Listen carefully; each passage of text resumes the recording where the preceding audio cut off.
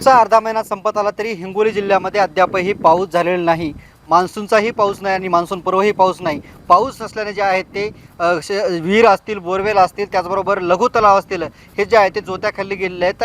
अगदी काही तलाव जे आहेत ते कोरडे पडले आहेत. त्याचबरोबर हिंगोली जिल्ह्यातलं महत्त्वाचं असलेलं सिद्धेश्वर धरणातही लाईव्ह पाणीसाठा जे आहे ते 0% असल्याचं पूर्णा पाटबंधारेच्या वतीनं सांगण्यात आलेलं आहे. मी त्याच सिद्धेश्वर धरणावरती आहे. आपण जर बघितलं तर हे संपूर्णतः सिद्धेश्वर धरणाचा नजारा आहे आणि याच सिद्धेश्वर धरणाचा लाईव्ह पाणीसाठा जे आहे ते कमी झालेला आहे. लाईव्ह साठा जो आहे तो 0% आलेला आहे. त्याचबरोबर हिंगोली जिल्ह्यात एकूण 33 लघु सिंचन तलाव आहेत आणि या सिंचन तलावाचेही प्रत्येक सगळ्या 33 लघु तलावांचा लाईव्ह पाणीसाठा जो आहे ते 0 असल्याचं नांदेड पाटबंधारे विभागाच्या वतीने सांगण्यात आलेलं आहे. आपण जर बघितलं तर याच आता सिद्धेश्वर धरणामध्ये जे आहे ते जवळपास स्टोरेज जे त्यांचं जे आहे ते अवेलेबल पाणीसाठा म्हणजेच राखीव पाणीसाठा जे आहे ते 126.907 सेंटीमीटर असल्याचं सिद्धेश्वर धरण प्रशासनाकडून सांगण्यात आलेलं आहे. खरं तर जूनची 15 तारीख उजळली तरीही हिंगोली जिल्ह्यात पाऊस नसल्याने जे आहे जे चिंता वाढलेली आहे. एकीकडे एल निनोमुळे जे आहे ते यावर्षी पावसाळा कमी होणार असल्याचं बोललं जातं आहे आणि दुसरीकडे आता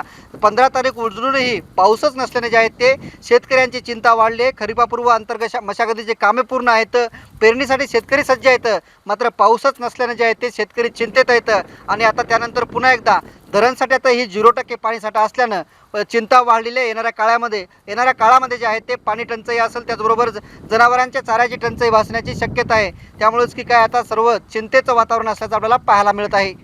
रमेश चेंडके, TV9 मराठी, सिद्धेश्वर धरण, हिंगोली.